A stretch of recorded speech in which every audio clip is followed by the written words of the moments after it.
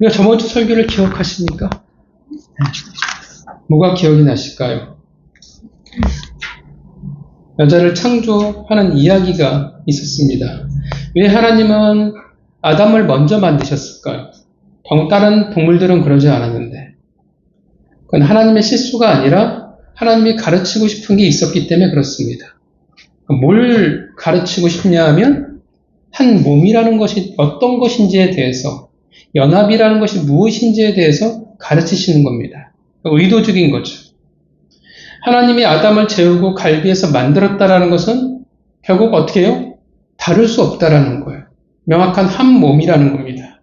그래서 아담이 고백하죠. 뼈 중에 뼈요, 살 중에 살이로다. 그러니까 부부는 한 몸이라는 거예요. 연합되어진 공동체라는 사실을 하나님이 가르치고 있는 것입니다. 그것이 하나님의 뜻이었습니다. 물론 본문이 단지 결혼에 대해서 말하는 본문은 아닙니다. 뭘 가르치고 있냐면 지금 하나님의 공동체는 어떠한 공동체인지를 가르치고 있는 거예요.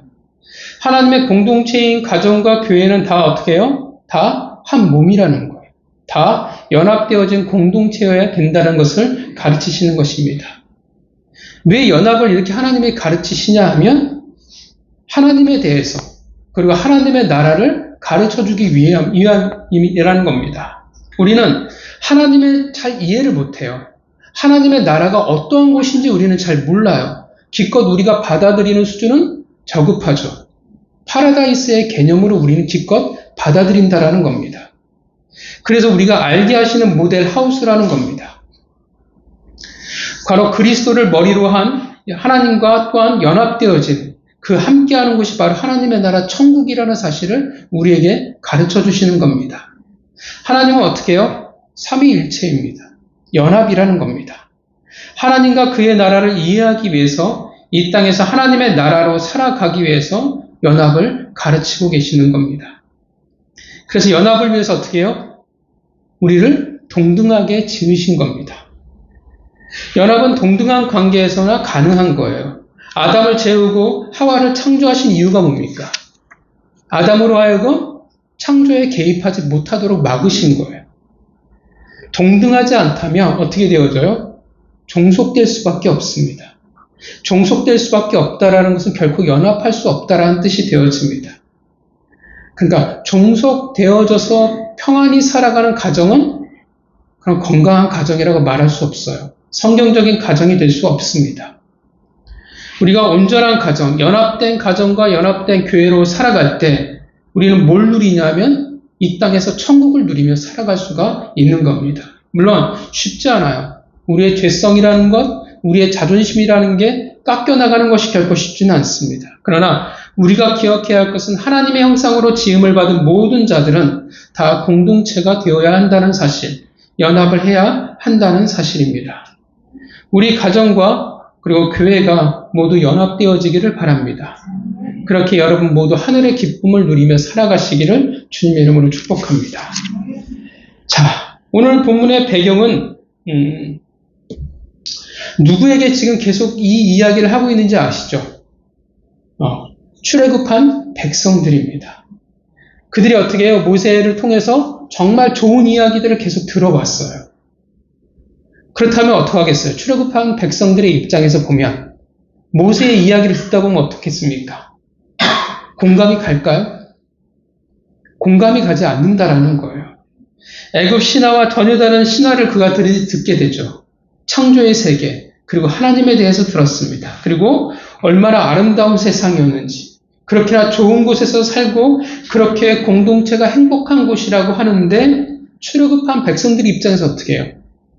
그들 입장에서 보면 현실은 시궁창이라는 거예요. 왜 하나님은 그렇게 좋은 세상을 만들었는데 왜 우리의 인생은 이따위냐라는 겁니다. 하나님의 에덴 동산 이야기했는데 우리가 살아가고 있는 현실은 어디예요? 광야라는 거예요. 자유의지, 하나님의 형상 어쩌고 저쩌고 하는데 결국 우리는 뭐였냐면 노예로 살아왔다라는 겁니다. 그래서 어떻게 해요? 이제 모세가 하나님이 그들의 궁금한 것에 대해서 답을 하고 계시는 겁니다. 그래서 되게 슬픈 본문이죠. 하나님의 그늘 아래 모든 행복을 누리며 살아갔는데 그 아름다운 세상의 주인공이 되어 살아갔는데 그 순간은 너무 짧아요. 그죠? 천국과도 같은 삶. 에덴 동산에서의 삶은 성경에서 얼마큼의 분량이냐면 1장과 2장이 전부였어요. 그리고 나머지는 다 어떻게 해요? 인간이 타락한 이후의 삶에 대해서 이야기한다는 겁니다. 이제 3장에 들어오면서 어떻게 되어집니까? 좋은 시절이 다 지나간 거예요. 그래서 아담만큼 그렇게 욕을 많이 먹은 사람이 없다라는 겁니다. 왜냐하면 어떻게 해요? 완벽한 세상에서 인류를, 그의 후손들을 어떻게 합니까? 황폐한 땅으로 끌어내려버리고 말았습니다.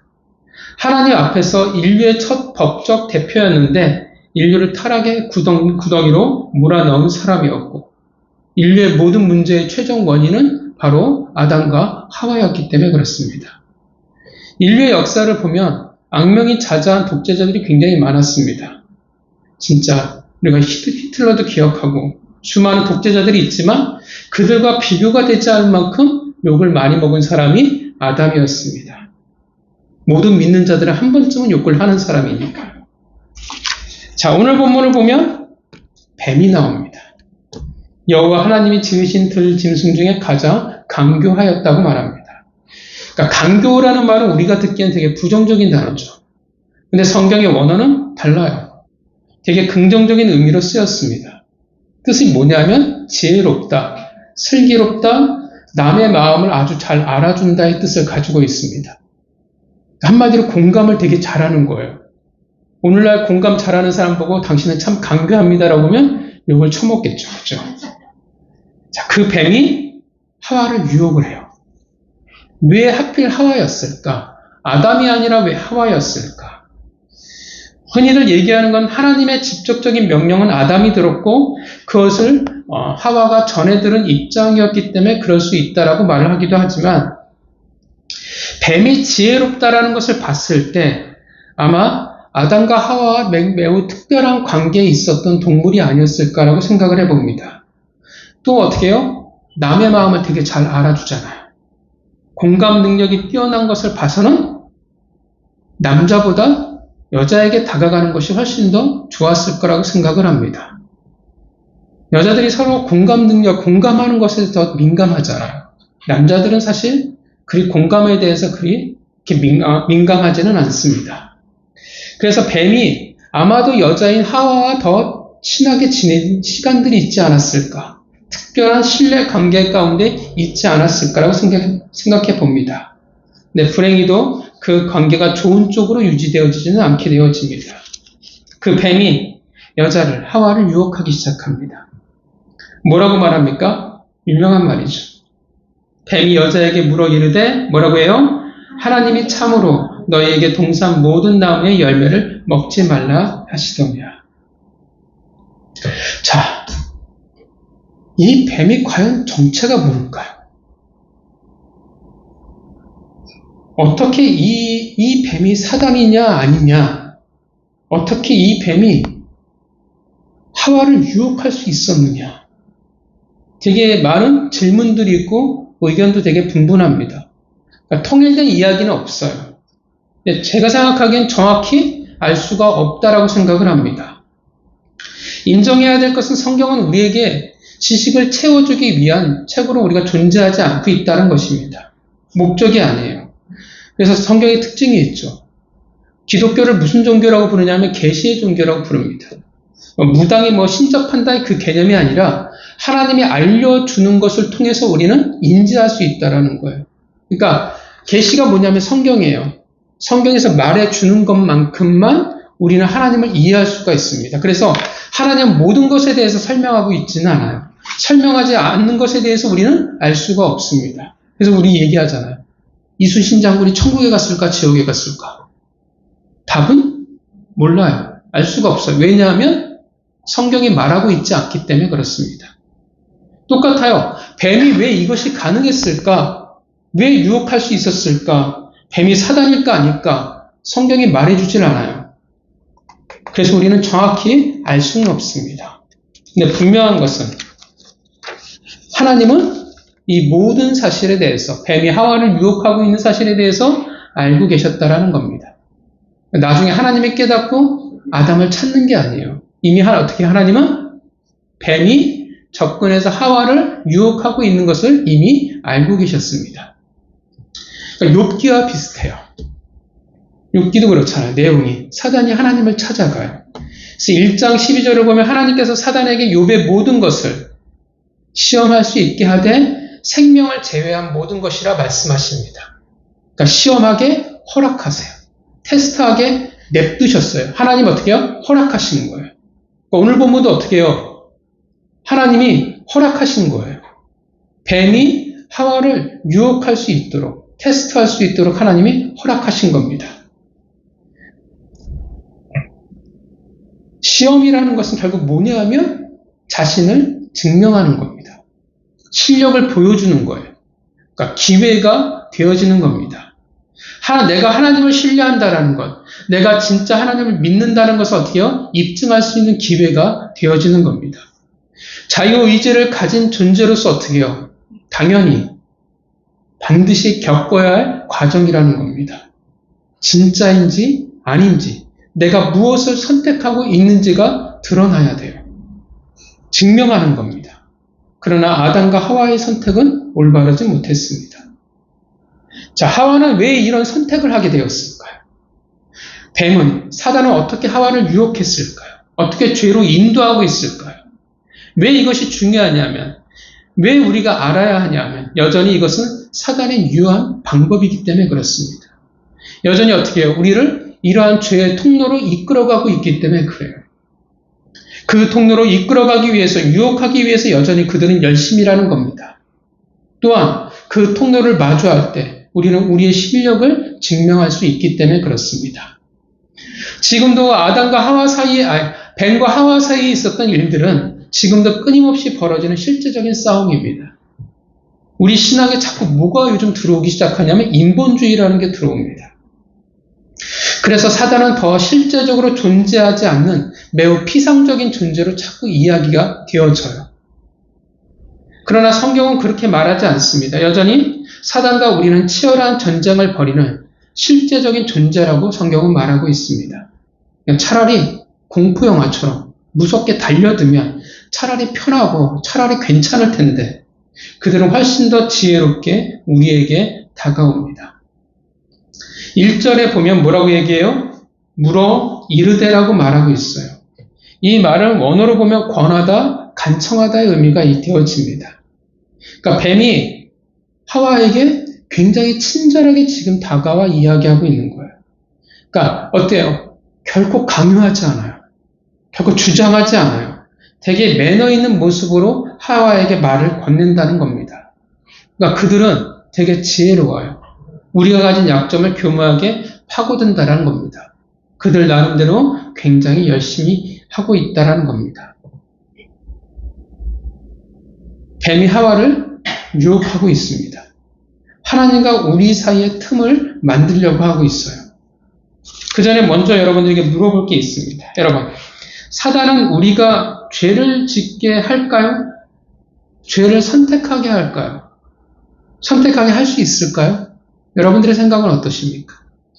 사단은 우리로 하여금 죄를 짓게 만들까요? 네, 없죠. 사단은 우리로 하여금 죄를 선택할 수 있게 할 수 없다라는 겁니다. 죄라는 것이 먼저 우리가 무엇인지에 대해서 명확히 알아야 합니다. 사단은 결코 우리로 하여금 죄를 선택할 수 있게 할 수 없습니다. 왜냐하면 우리에게 뭐가 있어요? 자유의지가 있어요. 사단은 그것을 거스릴 수가 없어요. 하나님도 그것을 인정하는데 사단이 어떻게 그것을 뛰어넘을 수 있겠습니까? 그러니까 우리는 자꾸 착각을 해요. 사단이 우리로 하여금 죄를 짓게 한다고 착각을 해요. 맞는 말 같이 느껴지지만 성경은 절대 아니라는 겁니다. 왜냐하면 우리 모두 하나님이 주신 자유의지가 있기 때문에 그래요. 그러면 그들이 하는 것은 뭡니까? 그들은 우리로 하여금 죄를 짓게 하는 게 아니라 유혹할 뿐이에요. 새로운 길을, 가능성을 우리에게 이야기해 줄 뿐입니다. 죄는 철저히 어떻게 해요? 내 자유의지로 선택하는 겁니다. 그래서 죄는 뭐냐 하면 사단의 유혹 플러스 우리의 의지예요. 우리의 결단입니다. 이게 합해졌을 때 어떻게 돼요? 죄가 되는 겁니다. 본문에서 하와를 억지로 뱀이 죄를 억지로 짓게 하지 않아요. 선택은 철저히 누구의 몫이었냐면 하와의 몫이었습니다. 그러니까 사단 때문에 죄를 짓는 게 아니라 어떻게 해요? 내가 죄를 짓는 거예요. 내가 뱀의 유혹을, 사단의 유혹을 선택하는 겁니다. 자, 그렇다면 사단은 어떻게 하와를 유혹하고 있을까요? 어떻게 틈을 만들고 있을까요? 우리 1절을 다시 한번 읽어보겠습니다. 그런데 뱀은 여호와 하나님이 지으신 들신 숲 중에 가장 강교하니라. 뱀이 여자에게 물어 이르되 하나님이 참으로 너희에게 동산 모든 나무의 열매를 먹지 말라 하시더라. 자, 하나님이 참으로 너희에게 동산 모든 나무의 열매를 먹지 말라 하시더냐. 어떤 느낌이십니까? 긍정일까요? 부정일까요? 부정이죠. 이런 말이죠. 진짜야? 사실이야? 정말이야? 그럴 리 없을 텐데. 그러니까 하나님의 말씀에 대해서 어떤 자세로 지금 뱀이 말하고 있냐면 부정이에요. 의심이에요. 유혹의 시작은 무엇에 시작하냐면 부정적인 반응으로부터 시작한다는 겁니다. 부정적인 시각, 부정적인 반응, 부정적인 생각들이라는 거예요. 사람이라는 존재는 정말 신기합니다. 뭐가 신기하냐면 맨 처음 부정이 입력되냐 긍정이 입력되냐에 따라서 출력이 전혀 달라져요. 누군가 와서 이렇게 물어보면 여러분 같으면 어떠시겠습니까? 누가 처음 와서 와, 이 교회의 좋은 점이 뭡니까? 라고 묻는다면 우리는 당연히 뭐가 생각이 되게 하면 교회의 좋은 점을 찾기 시작합니다. 반대로 이 교회의 안 좋은 점이 뭡니까? 라고 물으면 우리는 뭐가 머릿속에 돌아가기 시작하면 우리 교회에 어떤 게 문제점이 있지? 라고 찾기 시작한다는 거예요. 제가 청년부 아이들을 가르칠 때 합신에서 수련할 때 되게 신기한 경험이 있었는데 수련회가 정말 잘 끝났어요. 우리 목회자들이 연합해서 정말 좋은 수련회였는데 다 불러놓고 조장들을 불러놓고 이제 하루 평가를 하죠. 이야기를 듣죠. 한 명의 스타트가 잠자는 게 되게 불편한 거예요. 그래서 그 부정적인 것으로부터 시작했더니 모든 사회들이 다 부정적으로 이야기를 하더라고요. 분명 예배가 좋았는데 은혜가 있었는데 그래서 제가 얘기했던 거는 너희가 힘든 걸 말해도 좋고 부정적인 걸 말해도 좋은데 맨 처음 무조건 하나님의 은혜를 얘기해라. 그리고 나서 너희가 힘든 걸 얘기해라. 그리고 그 다음날 얘기했더니 모두 다 은혜예요. 그러니까 사람은 은혜가 들어가면 은혜로 흘러가요. 근데 그 부정으로 들어가면 모든 부정적인 것에 사로잡혀 버린다는 것입니다. 사단이 만약 하와에게 이렇게 물어봤으면 어떻게 되었을까요? 이 동산에서 하나님이 먹으라고 한 것은 무엇이냐라고 물어봤으면 어떻게 됐을까요? 그러면 하와는 생각했겠죠. 동산 중앙에 있는 나무를 제외하고 먹을 것이 너무나 많다라는 거예요. 2장 9절에 뭐라고 표현해요? 아름답고 먹기에 좋은 나무의 열매가 너무나 많다라는 겁니다. 그럼 하와의 생각에 금방 하나님이 주시는 풍성한 은혜가 가득했을 것입니다. 그리고 감사했을 거예요. 그러면 감히 어떻게 사단의 유혹이 틈을 탈 수가 있었겠습니까? 사단이 아무리 뭐라고 해도 하와는 흔들리지 않았을 것입니다. 왜냐하면 하나님과 틈이 없기 때문에 그렇습니다. 여러분, 우리는 부정적인 반응에 대해서 조심해야 합니다. 부정적인 반응과 부정적인 생각을 통해서 사단이 일하고 있기 때문에 그래요. 부정적인 반응이라는 것은 결국 뭐냐면 틈이 만들어지고 있다라는 거예요. 신뢰가 깨지고 있다라는 것입니다. 요한복음 13장 2절에 이렇게 말합니다. 마귀가 벌써 시몬의 아들 가롯 유다의 마음에 예수를 팔려는 생각을 넣었더니 여러분 이 구절을 오해해서는 안 돼요. 사단이 가롯 유다의 마음에 들어가서 가롯 유다를 조종했다라는 뜻이 아닙니다. 예수를 팔려는 생각을 넣었다라는 뜻은 뭐냐면 부정적인 생각을 넣었다라는 거예요. 유혹했다라는 거예요. 그 말은 뭐냐면 가룟 유다가 자신의 의지로 노라고 할 수 있었다라는 거예요. 근데 가룟 유다가 무엇을 선택했어요? 부정적인 것. 예수를 파는 것을 선택했어요. 가룟 유다는 봤잖아요. 예수님 곁에서. 수많은 이적을 봤어요. 은혜를 누렸는데 예수님이 어떻게 해요? 감히 아무도 지금 들을 수 없는 그 설교를 들었는데 그것이 아무 소용이 없게 되었다라는 것입니다. 긍정적인 반응을 해야 된다는 뜻은 단지 이 세상에서 말하는 긍정적으로 우리가 살아가야 된다는 것을 말하는 게 아니에요. 부정적으로 반응하는 사람은 하나님의 은혜를 소유하지 못하기 때문에 그렇습니다.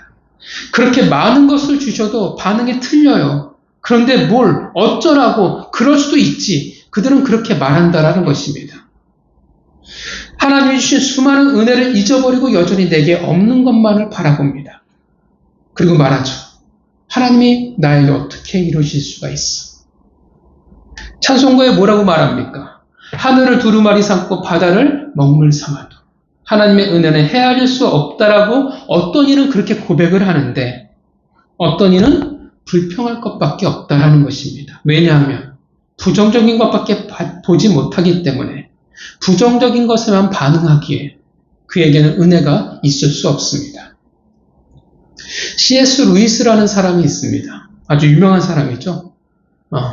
여러분 나니아 연대기 하면 생각날 겁니다. 소설 작가라기보단 그는 원래 신학자입니다. 그가 이렇게 말합니다. 사단이 사람들에게 심어주는 하나님의 형상은 하늘에서 인간들을 내려다보면서 사람이 어떠한 것을 즐기려 하면 쫓아가서 그 즐거움을 다 빼앗아버리고 방해하는 심술궂은 할아버지다. 라고 사람들은 그렇게 하나님을 인식한다라는 겁니다. 성경은 이렇게 말하죠. 야고보서 1장 17절에 각양 좋은 은사와 온전한 선물이 다 위로부터 빛들의 아버지께로 내려오나니. 믿으십니까? 하나님은 우리에게 좋은 것을 주십니다. 은혜를 주세요. 공동체 안에서도 마찬가지예요. 부정적인 반응은 교회의 은혜를 빼앗습니다. 그리고 연합을 깨트립니다. 틈을 만듭니다. 항상 공동체를 보면 부정적인 사람들이 존재를 해요.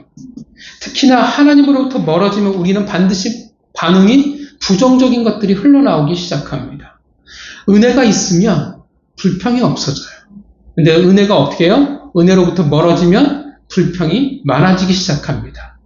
무슨 말을 해도 곡해하는 사람들이 있어요.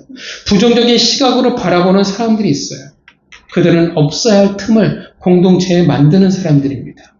위험해요. 왜 그 부정적인 반응들이 위험하냐 하면 전염성을 가지고 있기 때문에 그렇습니다. 죄성의 특징이에요. 죄성의 특징은 전염입니다.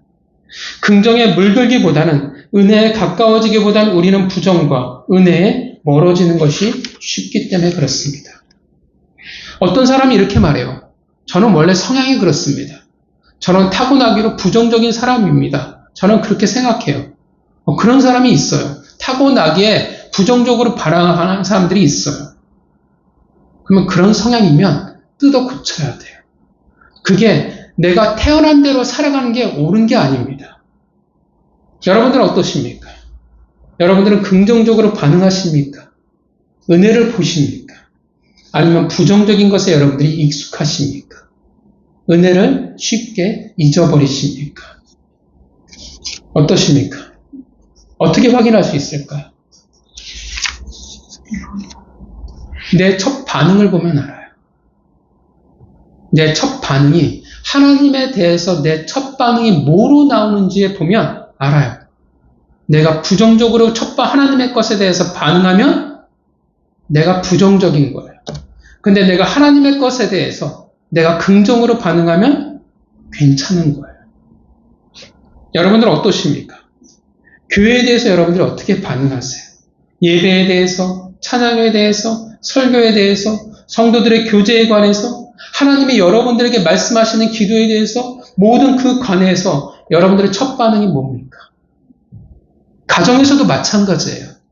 부부로서 첫 반응이 뭡니까? 여러분, 은혜로 시작해야 합니다. 왜 그래야 되냐면, 왜 긍정적인 반응이 중요하냐면 하나님은 반드시 우리에게 은혜를 주십니다. 믿으십니까? 근데 문제는 뭐냐면 내가 보지 못하고 내가 깨닫지 못할 뿐이에요. 근데 내가 보지 못하고 내가 깨닫지 못하지만 하나님은 나에게 은혜를 주신다는 것을 내가 신뢰하는 겁니다. 신뢰는 틈이 없다라는 거예요. 내가 하나님에게 꽉 붙어 있다라는 것입니다. 내가 믿으니까 그것을 보이지 않아도 당장 알지 못해도 여전히 내가 은혜가 있다라는 것을 전제하기에 뭐가 나오는 거냐면 긍정적인 반응이 나오는 거예요. 그래서 할 수 있는 거예요. 긍정적인 반응을 내가 할 수 있는 거예요. 그러니 당연히 내가 감사할 수 있는 겁니다. 은혜가 있음을 믿고 그 은혜에 대한 우리는 합당한 반응이 있어야 한다는 것입니다. 그 합당한 반응이 긍정적인 거예요. 당연히 부정적일 수 없는 겁니다. 성도 여러분, 긍정적인 반응으로 가셔야 합니다. 그게 은혜를 믿는 자, 하나님께 붙어 있는 자의 합당한 반응입니다. 반면 자꾸 내 입에서 부정적인 반응이 흘러나온다면, 특히나 첫 반응이 내가 그렇다면 하나님과 나와 틈이 있다라는 사실을 기억하셔야 합니다. 은혜를 내가 잊고 있다라는 거예요. 은혜로부터 내가 점점 멀어지고 있다라는 거예요. 그러면 사단이 일하기 참 좋은 땅이 되었다라는 사실을, 밭이 되었다는 사실을 우리는 기억해야 합니다. 다시 한번 말씀드리지만 내 성향이야 라고 말하면 안 됩니다. 두 번째, 사단은 어떻게 일을 할까요? 어떻게 유혹하고 어떻게 틈을 말하고 있을까요? 뭐냐면 하나님에 대해서, 말씀에 대해서 그들은 왜곡을 합니다. 뱀과 하와의 대화에 우리가 주목해 볼 필요가 있습니다. 1절을 다시 한번 읽어볼까요? 읽어보겠습니다. 시작. 그런데 뱀은 여호와 하나님이 지으신 들짐승 중에 가장 강교하니라. 뱀이 여자에게 물어 이르되 하나님이 참으로 너희에게 동산 모든 나무의 열매를 먹지 말라 하시니라. 자, 1절을 보면 묘한 게 하나 있습니다. 뭔가 달라진 게 있어요. 뭐가 달라진 게 있을까요? 뭐가 달라지고 있을까요?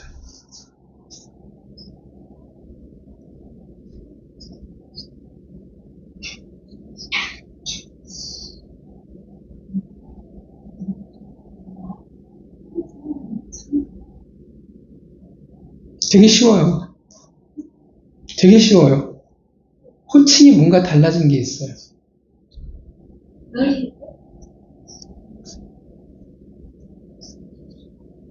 한글인데. 뭐가 달라져요? 자, 그러니까 성경은 뱀이 하와에게 이야기할 때 그 시작이 뭐로 이야기하냐면 뱀이 여자에게 물어 이르되 하나님이라고 얘기해요. 근데 앞에서는 뭐라고 얘기할까? 똑같은 1절 안에서 여호와 하나님이에요. 여호와 하나님인데 뱀은 뭐라고 표현하냐면 하나님이라고 표현을 해요. 달라졌죠. 하나님은 지금 성경에서 1절에서 여호와 하나님이라고 얘기를 했어요. 근데 뱀은 하나님이라고 얘기를 하고 있어요. 그게 뭐가 대단합니까? 똑같이 하나님이라고 말하는 건데. 근데 뱀이 하나님이라고 이야기했다는 것은 의도가 있다라는 뜻이에요. 일부러 어떻게 해요? 여호와 하나님이라고 말하지 않고 하나님이라고 표현하고 있다라는 겁니다. 여호와라는 하나님의 호칭이 뭔지를 우리가 생각해 볼 필요가 있어요. 성경에서 여호와는 주로 언제 등장하는 이름이냐면 언약에 관계되어 있을 때 등장하는 하나님의 호칭입니다. 언약을 세우시고 언약을 지키시고 이뤄 나가시는 하나님에 대해서 이야기할 때 주로 여호와를 호칭을 사용한다라는 거예요. 그러니까 반드시 지켜야 할 것이 있을 때 강조될 때 여호와예요. 그렇다면 하나님은 뭐냐면 엘로힘입니다. 많이 들어보셨죠? 이 엘로힘은 뭐에 초점이 맞춰져 있는 이름이냐면 능력과 권세예요. 자, 그렇다면 뱀은 어떻게 해요? 일부러 여호와라는 이름을 빼버리고 하나님, 엘로힘만 지금 이야기하고 있는 거예요. 그 느낌이 오시죠? 지금 의도적으로 왜곡을 시키고 있는 거예요. 분명히 하나님은 여호와 하나님이라고 이야기하고 있는데 하나님의 한쪽만을 지금 사단이 뱀이 부각을 시키고 있는 겁니다. 뭘 빼버렸어요? 여호와. 약속을 지키시는 하나님을 빼버렸어요. 왜 빼버렸을까요? 하나님이 아담과 하와에게 말씀하신 것을 지금 하와가 기억하면 돼요? 안 돼요? 기억하면 안 되잖아요. 그러니까 언약을 일부러 빼버리는 거예요. 그리고 뭐에 초점을 잡고 있냐면 권세와 능력의 하나님에게 초점을 잡고 있어요. 왜요? 왜 권세와 능력의 하나님의 초점을 잡고 있을까요? 5절을 읽어볼까요? 5절을 읽어보겠습니다. 시작. 너희가 그것을 먹는 날에는 너희 눈이 밝아져 하나님과 같이 되어 선악을 알 줄 하나님이 아심이니라. 왜 하나님의 능력, 엘로힘의 초점을 맞춰요? 5절에 하나님 같이 되리라. 그 마음을 가지게 하기 위해서 어떻게 해요? 지금 작업 중인 거예요.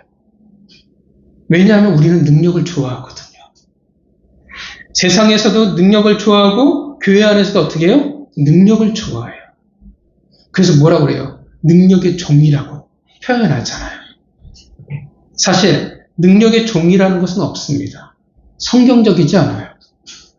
우리는 능력을 굉장히 좋아합니다. 부러움의 대상이에요. 그래서 능력은 우리가 늘 가지고 싶은 거예요. 지금 뱀은 어떻게 해요? 하나님의 한쪽만을 이야기하고 있는 겁니다. 말씀의 한 면만을 그가 강조하고 있는 거예요. 이거를 왜곡시키는 겁니다. 말씀을 내가 듣고 싶은 것만 듣고 내가 보고 싶은 것만 보게 하는 거예요. 또한 2절 17절에서 하나님의 말씀하신 것과 3장에서 하와의 답변이 분명 다릅니다. 2장 17절에서 하나님 분명 뭐라고 말씀하셨냐면 반드시 죽으리라요. 근데 3장에서 어떻게 해요? 3절에서 죽을까 하노라 하셨느니라. 이 뜻은 뭡니까? 반드시가 아니라 죽을 수도 있고 아닐 수도 있다는 뜻입니다. 어떻게 해요? 제 마음대로 하나님의 말씀을 재해석해버립니다. 문제가 생긴 거예요. 신약에서 바리새인들이 그런 이들이었죠. 말씀에 자신들이 보고 싶은 것만 보고 듣고 싶은 것만 듣는 자들이었어요. 그래서 정작 메시아였던 예수를 그들은 볼 수가 없었습니다. 그들은 말씀을 왜곡시키는 영적 소경이었습니다. 오늘날 이단들이 그렇죠. 이단들의 특징이 뭡니까? 말씀을 그대로 받아들이지 않고 교묘하게 보고 싶은 것만 듣고 싶은 것만 왜곡시켜버려요. 말씀의 의도를 덧입혀버립니다. 그래서 굉장히 이상한 해석들이 많아요. 굳이 그렇게 과하게 의미를 부여할 필요가 있을까? 그래서 더더욱 우리는 말씀을 정확히 알아야 합니다. 왜 사람들이 이단에 빠질까요? 열정이 부족해서 빠질까요? 아니에요. 이단은 열정이 있는 사람들이 이단이 되지 열정이 없는 사람들은 어떻게 해요? 이단이 안 됩니다. 신천지가 그렇잖아요. 되게 안타까운 게 뭐냐 하면 신천지에 들어가는 사람들은 다 대부분이 보면 말씀에 갈급함이 있는 사람들이에요. 오히려 말씀에 대해서 열심히 있는 자들이 신천지에 빠져들어요. 안타깝죠. 올바른 말씀이 무엇인지 몰라서 왜곡된 것에 빠져듭니다. 기복주의도 마찬가지예요. 신앙에 뭐가 들러붙었냐 하면 세상의 복이라는 것이 붙어버렸습니다. 마찬가지로 왜곡이에요. 그 결과물이 오늘날 한국교회의 모습이기도 합니다. 우리도 조심해야 돼요. 여전히 이 왜곡은 우리 안에서도 일어나는 일입니다. 말씀을 있는 그대로 받아들여야 되는데 우리는 자꾸 내가 원하는 말씀만을 그 달달함만을 우리가 찾는다라는 것입니다. 여러분 설교의 특징이 뭡니까? 설교는 단지 여러분이 교수님에게 듣는 그런 게 아니에요. 공부가 아니죠. 설교의 특징은 뭐냐면 선포예요. 선포가 뭡니까? 내가 좋든 내가 싫든 일방적으로 듣는 하나님의 말씀입니다. 내가 선택할 수 있어요? 없어요? 내가 선택할 수가 없는 거예요. 우리가 해야 할 것은 뭡니까? 내가 그 하나님의 말씀을 듣고 그 말씀에 복종하는 것만이 우리에게 있다라는 것입니다. 믿으십니까? 근데 자꾸 설교를 듣는 게 성도들이 어떤 방향으로 가게 됐냐면 자꾸 나를 만족시키느냐, 내가 원하는 것이냐 아니냐로 가버린다라는 거예요. 나의 종교적인 감정, 내가 은혜받고 위로받고 기쁨을 누리는 것을 더 중요시 여겨요. 이게 다 왜곡시키는 거예요. 건강하지 않는 거예요. 말씀은요, 있는 그대로 듣는 겁니다. 그리고 그 말씀에 내가 복종하는 겁니다. 우리 모두 다 하나님의 백성입니다. 욥기에서 뭐라고 말합니까? 나의 가는 길을 오직 그가 아시나니 그가 나를 단련하신 후에는 내가 정금과 같이 나오리라. 믿으십니까? 뭘 말해요? 우리는 다 금이에요. 믿으십니까? 옆에 사람이 과연 금일까? 은이 아닐까? 합금이 아닐까 생각할지 모르지만 성경은 뭐라고 얘기해요? 다 금이에요. 이야기할 거예요. 당신은 금이십니다.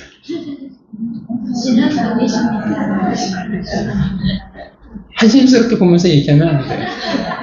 근데 차이가 있어요. 뭐가 차이가 있을까요? 그쵸. 순도의 차이가 있어요. 몇 K짜리냐가 어떻게 해요? 중요한 거예요.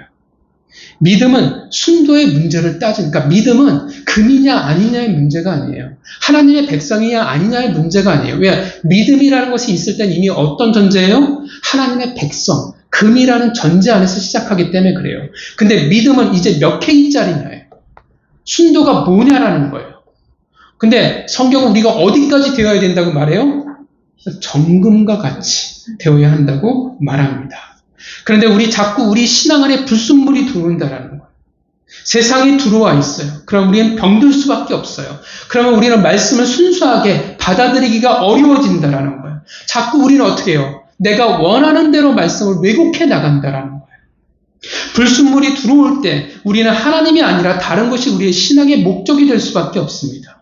능력을 통해 내가 얻을 수 있는 것들, 세상의 것들, 그래서 결국 하나님을 무시할 수밖에 없어요. 그럴 때 사단이 역사할 수밖에 없는 겁니다. 성도 여러분, 하나님은 말씀 그대로 내가 원하든 내가 좋아하지 않든 내가 바라든 내가 싫든 하나님의 말씀에 우리는 더할 수도 없고 빼버릴 수도 없습니다. 믿으십니까? 그래서 신명기 4장과 14장에서 모세는 2차례나 하나님의 말씀에 더하는 일이나 빼는 행위를 금하고 있습니다. 말씀이 아니라고 하면 아닌 거예요. 말씀에 자꾸 세상과 문화가 덧입혀지면 안 된다는 것입니다. 그러면 유혹에 넘어갈 수밖에 없어요. 틈이 생겨요. 하나님과 멀어지니까 당연히 하나님의 사람들과 하나님의 교회가 영향력을 상실할 수밖에 없다는 것입니다. 말씀이 아니라고 하면 그게 내게 거슬려도 우리는 순종해야 합니다. 교회가 자꾸 세상으로 가요. 세상의 문화가 덧입혀져요. 자꾸 타협을 한다라는 것입니다. 성도들의 삶의 기준이 더 이상 말씀이 아니라 세상의 문화 그 타당함이 되어져 갑니다. 어때? 세상이 다 그런데. 우리만 그런 게 아니라 세상이 다 그런데. 그럴 수도 있잖아. 어때? 동거하고 결혼해도 상관이 없잖아. 사랑해도 되는데. 성경은 뭐라고 얘기해요? 하나님은 안 된다고 이야기하는데 자꾸 뭐라고 얘기해요? 그럴 수도 있어라고 말한다라는 겁니다. 누구를 위해서 그래요? 나 자신을 위해서. 자꾸 하나님을 멋대로 해석해버려요. 하나님 뭐라고 얘기해요? 하나님은 사랑의 하나님이시잖아. 다 용서해 주시는데. 괜찮아. 맞는 말 같지만 이것도 왜곡이에요. 왜냐하면 하나님의 한쪽만을 강조하고 있기 때문에 그렇습니다. 하나님은 사랑의 하나님이시요. 그리고 공의의 하나님이십니다. 믿으십니까? 하나님은 다 용서하시는 게 맞아요. 틀리지 않습니다. 그러나 공의의 하나님이시기에 용서는 하시지만 죄의 대가는 어떻게 해요? 반드시 치르게 하십니다. 여러분, 하나님은 죄는 용서하세요. 아니, 우리를 용서하세요. 그러나 죄를 용서하시는 것은 아닙니다. 우리는 정확히 알아야 돼요. 설교도 그래서 어떻게 해요? 점점 그래가요. 달달해야 되고 복이 있어야 되고 나를 위로해 주는 것이 좋은 설교라고 우리는 생각한다라는 것입니다. 근데 여러분, 성경은 그렇지 않잖아요. 성경이 어때요? 내가 위로를 받을 수도 있어요. 그런데 성경은 때로는 내가 하나님에게 혼이 날 수도 있습니다. 하나님이 나에게 잔소리를 하실 수도 있어요. 믿으세요? 근데 그러면 많은 이들이 질색을 해요. 세상에서 내가 얼마나 힘든데 말씀이 나를 위로해야지. 나는 위로가 필요한데. 내가 어떻게 해요? 하나님의 말씀을 내가 정해버린 거예요. 말씀은 하나님의 선포이지 않습니까? 본문이 위로를 말하면 위로인 거예요. 근데 말씀이 거칠면 거친 겁니다. 말씀은 내가 원하는 대로 가는 것이 아니라 하나님이 원하시는 대로 우리에게 흘러와야 하는 것입니다. 자꾸 내가 기준이 되었을 때, 기준이 돼서 말씀을 내가 하나님의 의도를 자꾸 바꾸려고 한다는 것입니다. 내가 듣고 싶은 것만 들으려고 하고 내가 보고 싶은 것만 보려고 해요.